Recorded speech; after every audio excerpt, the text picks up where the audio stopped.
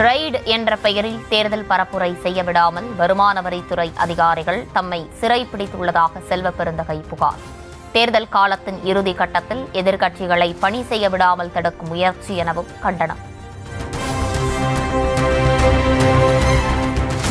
வருமான வரித்துறையினர் தன்னை வீட்டிற்குள்ளேயே முடக்கி வைத்திருப்பதாக கூறிய செல்வ பெருந்தகை வெளியே வந்து செய்தியாளர்களை சந்தித்தது எப்படி என அண்ணாமலை கேள்வி.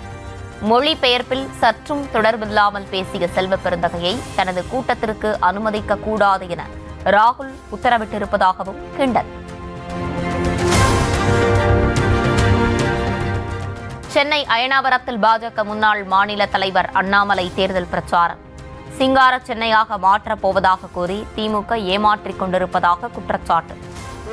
ஐயா சொல்லிக்கிட்டே போலாங்க. இந்தியாவில் எந்த நகரத்துக்கும், பெங்களூரு உட்பட எந்த நகரத்துக்கும் கூட மத்திய அரசு நேரடியாக 1000 கோடி ரூபாயை நிதி பகிர்வு கொண்டு கொடுக்கவே இல்லைங்க ஐயா. அந்த பணம் எல்லாம் வீதியில் எங்கேயுமே நம்ம பார்க்கல. சிங்கார சென்னையாக மாற்றுவேன் என்று 30 ஆண்டு காலமாக அண்ட புழுகு எனக்கு சென்னையை சிங்கிங் சென்னையாக மாற்றி வைத்திருக்கின்றார்கள்.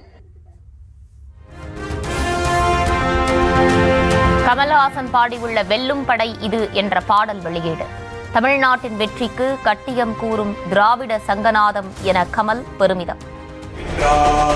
இந்திய நாட்டின் மூளை முத்தின் தலைவர் இருக்கின்றார். இன்னும் வருங்கால் நாட்டிட என்றும் படையாய் நிற்கின்றார். திராவிட படையாய் நிற்கின்றார்.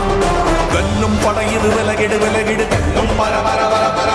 வெல்லும் படையிரு விலகிடு வெல்லும்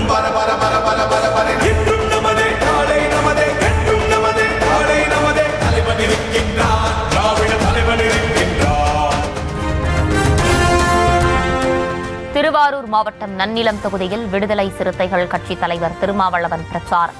இஸ்லாமியர்கள் கிறிஸ்தவர்களின் வாக்குகளை பிரிக்கவே விஜயை பாஜக களமிறக்கியிருப்பதாக குற்றச்சாட்டு. இந்த அணியை வீழ்த்துவதற்கு அதிமுக பாஜகவால் முடியாது என்பதனால் அவர்கள் செய்திருக்கிற தந்திரமான வேலைதான் நண்பர் விஜயை இறக்கி வைத்திருக்கிறார்கள். அவர் சொல்லுகிறார் இந்த 2 பேருக்கு தான் போட்டி. அதுக்கு என்ன காரணம் தெரியுமா?